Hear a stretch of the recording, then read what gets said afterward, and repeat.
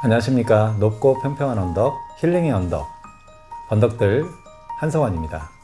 오늘은 저희 번덕들에서 기르고 있는 솔송버섯, 바로 요겁니다. 솔송버섯을 집에서 키울 수 있는 그런 체험 키트를 소개하려고 합니다. 우리 함께 집에서 길러서 먹는 유기농 솔송버섯 한번 체험해 볼까요? 이렇게 솔송버섯 체험 키트가 도착해 있습니다. 이 상자 안에 무엇이 들어있는지 한번 살펴보겠습니다. 이렇게 열어보니까요.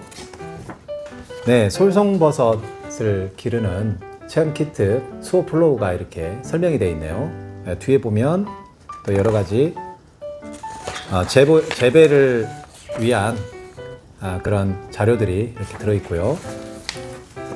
그리고 버섯을 어떻게 하면 맛있게 먹을 수 있는가, 요리 방법도 들어있네요. 그리고 대나무 2개가 들어있습니다. 자, 솔송버섯 배지입니다. 자, 이렇게 들어있네요. 이제 체험 키트가 준비가 됐는데요. 우리가 먼저 솔송버섯이 무엇인지, 그리고 또 어떻게 재배하는지 잠깐 설명하도록 하겠습니다. 저희 솔송버섯은 표고버섯의 백화고라는 그런 종이 있는데요. 그 백화고에서 추출한 그런 아주 좋은 균사를 가지고 만든 추제 2호라고 하는 그런 균사체를 만들었어요. 그래서 아주 우량종이죠. 표고버섯의 최고의 우량종을 찾았고요.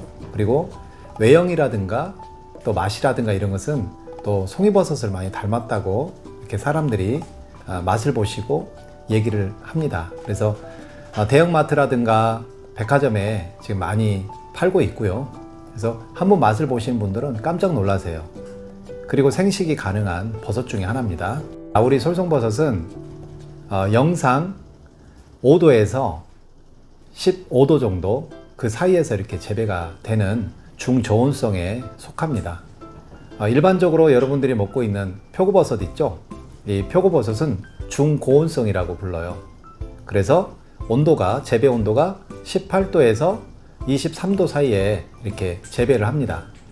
그래서 보통은 여러분들이 알고 있다시피 노지에서 일반 노지에서 이렇게 까만 그런 천막을 씌워 가지고 그곳에서 이렇게 재배를 하면 쉽게 재배할 수 있는 게 일반 표고버섯입니다.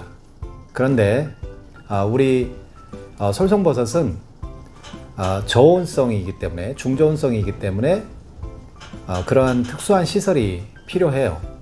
그렇기 때문에 한겨울처럼 여름에도 이렇게 두터운 잠바를 입고 작업을 해야 됩니다. 이런 특수한 시설에서 이렇게 자라는 버섯이다 보니까 조직이 굉장히 조밀하고요. 그래서 좀 씹으면 오독오독하는 그런 느낌이 들어요. 식감이 굉장히 좋습니다. 그리고 맛도 아주 깊은 맛이 나요. 그래서 일반 표고에 비해서 상당히 깊이 있는 그런 맛을 느낄 수 있고요. 또 향이 굉장히 진하기 때문에, 그래서 이제 송이버섯 향이 난다라고 이렇게 생각하시는 분들이 참 많습니다. 그래서 한번 드셔보신 분들은 굉장히 인상적이다라고 평가를 해주세요. 자, 솔송버섯 배지입니다.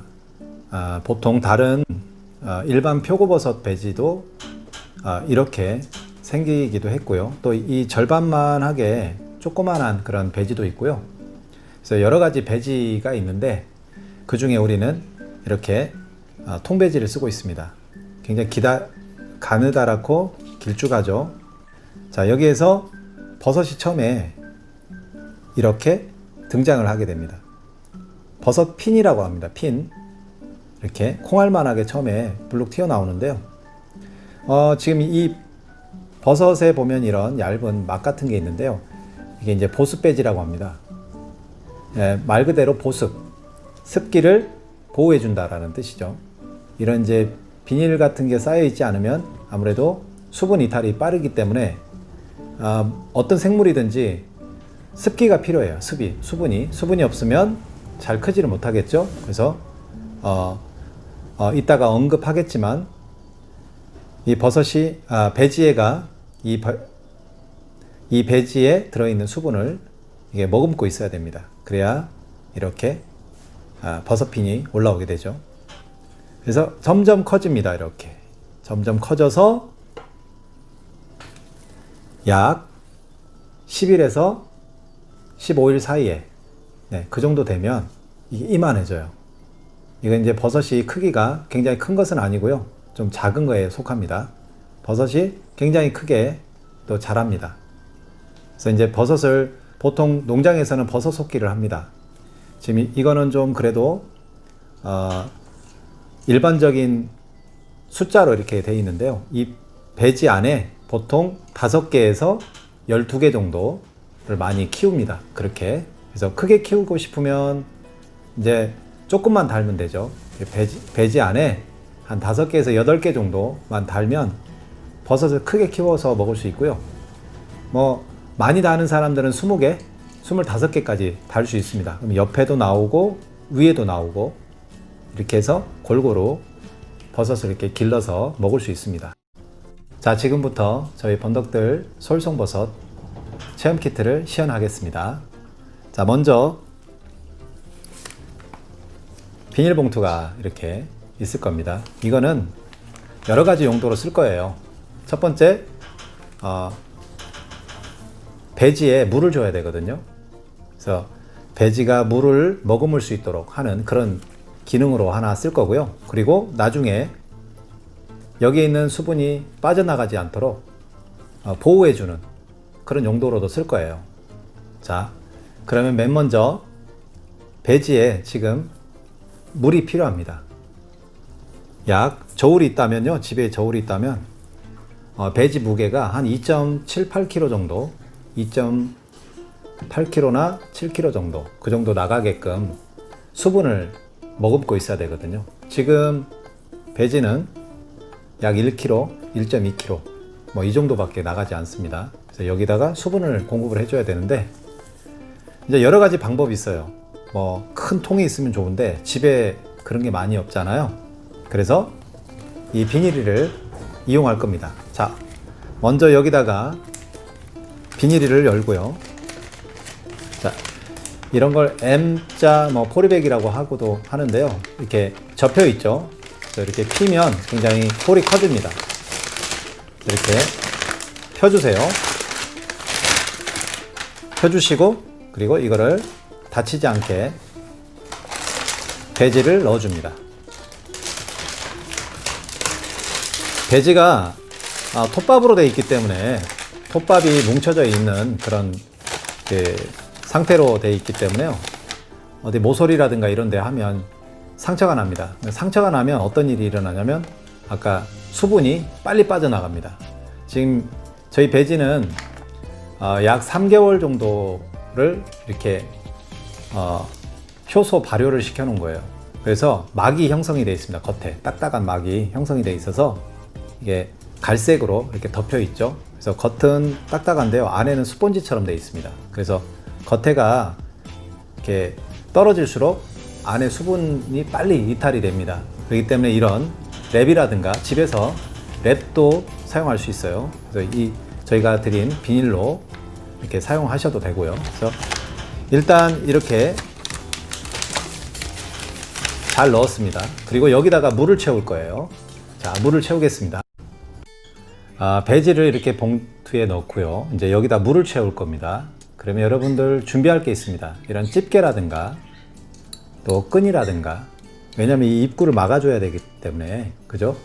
또는 뭐 막지 않아도 됩니다. 이렇게 모서리 같은 데다 이렇게 세워 놓을 수만 있다면 굳이 이걸 막지 않아도 됩니다. 그래서 집게가 있으면 좋고요. 없어도 상관없습니다. 그래서 물을 이렇게 채워줄 거예요. 근데 이 녀석이 지금 물이 없잖아요. 그래서 물을 지금 조금 채웠는데 제가 떠요. 이렇게 뜨죠?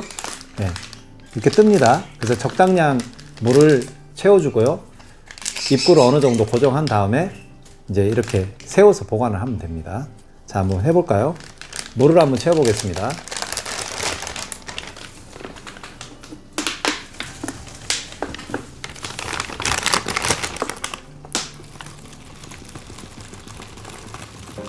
자, 올라오죠, 지금. 네. 집에 욕실 있죠?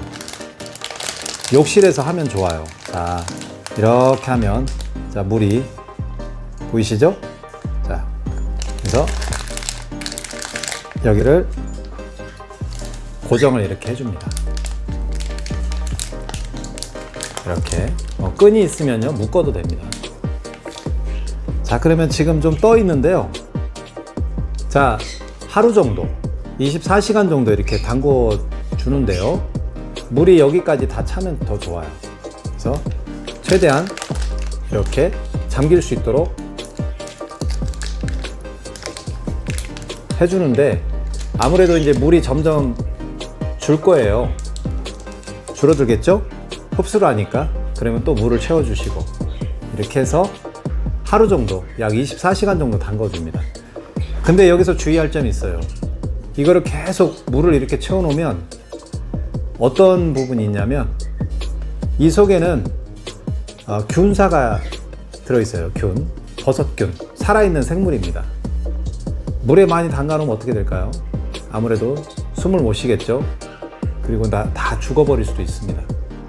그렇기 때문에 물에 너무 오래 담가 놓으시면 안 돼요. 그래서 20시간에서 24시간 정도 이렇게 물을 담가 놓게 됩니다. 이제 물을 가득 머금은 배지가 이렇게 있을 겁니다. 물을 지금 따라냈고요. 물을 다 따라낸 다음에 배지를, 무겁습니다.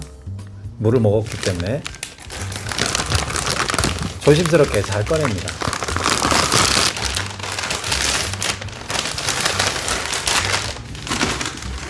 그리고 또 하루 동안 이렇게 말려줘야 됩니다. 왜냐하면 지금 물을 충분히 먹었기 때문에 이제 또 겉에 너무 이게 물이 축축하면 좋지 않거든요. 그래서 하루 정도는 이렇게 그늘진 곳에 말려줘야 됩니다. 말린다고 해서 여러분들 착각할 수 있는데요, 햇볕에 말리게 되면 왜 안 좋으냐면 균이기 때문에요. 햇볕을 쏘이면 균이 죽어버릴 수가 있어요. 물론 이 안에 있기 때문에 그렇게 빨리 죽진 않습니다. 하지만 될 수 있으면 좀 선선하고 시원한 곳, 그런 곳에서 말려주시고요. 이런 실내 등 같은 경우는 상관없습니다. 등이 있어도 상관없으니까. 근데 제일 좋은 거는 암실이 좋아요. 어둡고 좀 선선한 곳. 왜냐하면 또 한 가지 문제점이 곰팡이에요. 좀 온도가 높으면 여기서 곰팡이가 또 생길 수 있습니다. 곰팡이는 여기에도 있지만 공기 중에도 있죠. 그죠? 이런 곰팡이들이 흡착돼 가지고 또 병들게 할 수도 있기 때문에 될 수 있으면 그런 신선하고 또 이렇게 그늘진 곳, 좀 선선한 곳, 이런 곳이 좋습니다. 그래서 하루 동안 이렇게 말려줍니다. 자, 이렇게 하루 동안 어느 정도 이제 수분을 좀 살짝 말렸습니다. 근데 계속 말리면 좋지 않죠. 자, 그러면 이제부터 아주 중요한 일이 하나 남았는데요. 습기를 보호하고, 그리고 이제 무엇보다도 우리가 버섯을 먹으려고 하잖아요. 맛있는 솔송버섯을 먹기 위한 목적이 있기 때문에 이 속에 있는 균들을 깨워줘야 됩니다. 깨워줘야 돼요. 어떻게 깨우느냐? 충격을 주는 겁니다. 충격. 네, 제가 두드리는 거 보이시죠? 이것도 충격입니다. 충격은 여러 가지 방법이 있는데 저는 여러분들에게 온도 충격을 얘기하려고 합니다. 온도 충격. 뭘까요? 네, 온도 편차를 이렇게 주는 거예요. 어느 정도 주냐? 7도 이상. 온도 편차를 굉장히 심하게 주는 겁니다. 그러니까 우리 같은 경우에는 지금 농장에 솔송버섯을 기를 수 있는 그런 특수한 시설이 있기 때문에 온도 편차를 10도 이상을 줄 수가 있어요. 네, 이 편차를 주는 이유는 모든 생물이 그래요. 소나무 아시죠? 소나무가 솔방울을 많이 맺는, 만약에 그런 현상이 일어난다. 그러면 왜 그럴까? 네, 식물학자들이 보니까 식물들이 어떤 위기감에 처했을 때, 또 동물들이 어떤 위기에 처했을 때 더 많은 번식을 위해서 그런 활동을 한다고 해요. 버섯도 마찬가지예요. 버섯도 야, 밖에 무슨 일이 일어난 것 같아. 우리 빨리 번식을 해서 우리 종족을 보존해야 돼. 이런 생물들마다 그런 유전인자가 있습니다. 그래서 위기 때마다 오히려 더 많은 번식들이 일어날 수밖에 없는 그런 것들이 있기 때문에 그것을 이용하는 거예요. 그래서 온도 충격을 막 굉장히 급격하게 줍니다. 그러면 온도 충격을 집에서는 어떻게 줄까요? 그죠? 방법이 있어요. 지금 겨울, 이런 겨울에는 아주 간단하죠.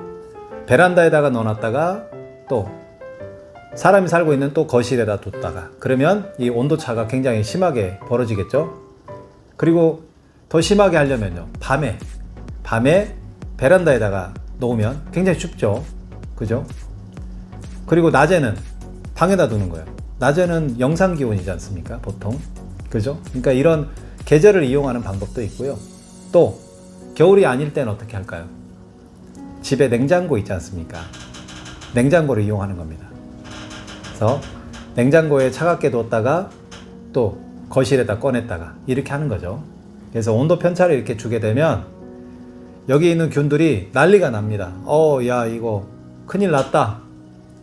이제 종말이 올 것 같아.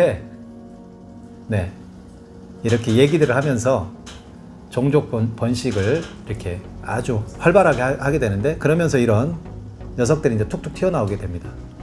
근데 단점이 있습니다. 이걸 잘못하면 여기 있는 균들이 다 튀어나와요. 그럼 어떻게 될까요? 얘가 포도송이가 됩니다. 여기가 몇백 개가 나와버려요. 그럼 어떻게 될까요? 힘들죠. 그래서 이 방법은 조심해야 됩니다. 그래서 여러분들은 집에서 어차피 하는 거기 때문에 너무 이렇게 저희처럼 전문가들처럼 할 필요는 없습니다. 근데 참고적으로 알고 계시라고 제가 얘기했고요. 그래서 맨 처음에는 이런 온도 충격을 살짝 주는 겁니다. 계속 주면 안 돼요. 그래서 이제 온도 충격은 길어야 이틀에서 3일 정도만 하세요. 그리고 기다리는 겁니다.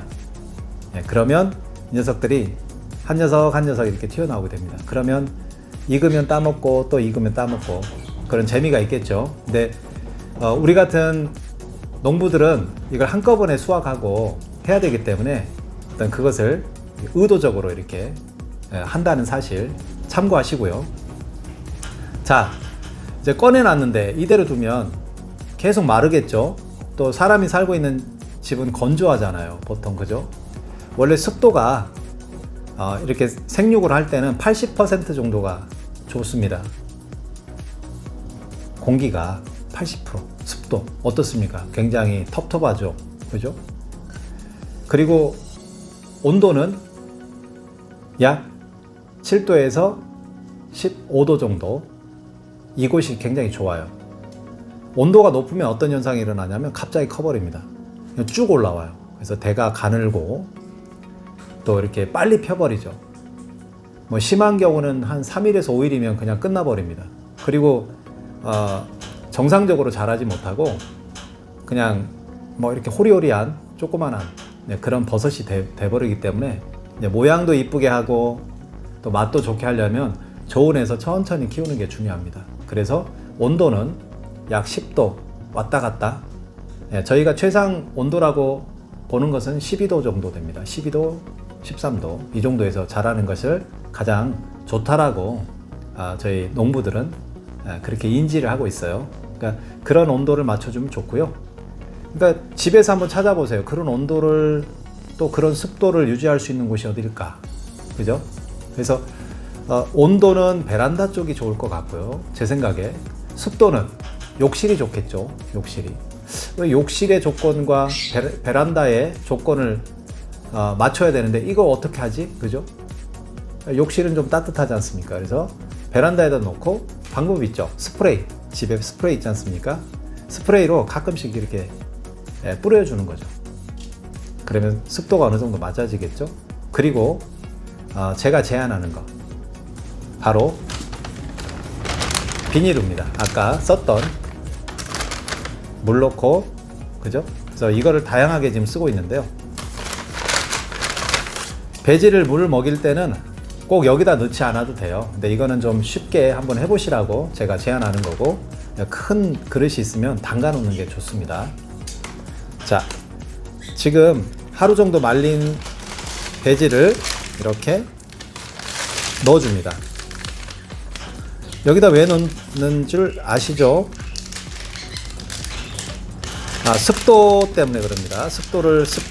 이 배지에 있는 습도를 어느 정도 지금 보호해 주려고 넣어주는 거죠. 이렇게 다시 넣었어요. 그래서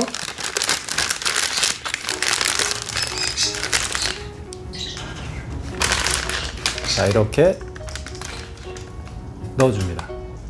근데 여기서 또 하나 알려드릴 게 있어요. 이걸 만약에 꽉 잡아가지고 이 안에 아무것도 숨을 못 쉬게 하면 어떻게 될까요? 버섯이 나오긴 나오는데요, 숨을 못 쉬죠. 그래서 별로 좋지가 않아요. 약간 구멍 같은 게 좀 필요합니다. 그러니까 이쑤시개 같은 거나 그런 걸로 살짝 이렇게 뜯어줘도 되고요. 아니면은 저 같은 경우는 그냥 이 정도 살짝 이렇게 열어 두는 게 좋다고 생각이 돼요. 그래서 이 정도, 또는 이 방법이 아니고 집에 있는 랩 있죠? 랩으로 이렇게 싸도 됩니다. 한 번 정도. 랩에도 미세한 구멍 같은 게 있기 때문에 어느 정도 숨이 가능하고요. 또 이렇게 사이사이가 있기 때문에 감으면서 그런 대로 이렇게 어느 정도 숨을 쉴 수가 있습니다. 그래서 이렇게 되면 이제 다 끝난 겁니다. 그러면 이 비닐을 또 제거해야 될 때가 있어요. 왜냐하면 버섯이 이렇게, 만약에 이 큰 버섯이 이렇게 나오게 되면 이 안에서 어떻게 될까요? 네, 속된 용어로 찐따가 된다고 그럽니다. 이렇게 눌러져요. 이게 워낙 강한 비닐이기 때문에 눌러져 버립니다. 그렇기 때문에 핀이 나오기 시작하잖아요. 이게 보입니다. 이렇게 핀이 이렇게 쭉 나오기 시작하면 그때는 좀 벗겨줘야 됩니다. 그래서 다시 벗겨서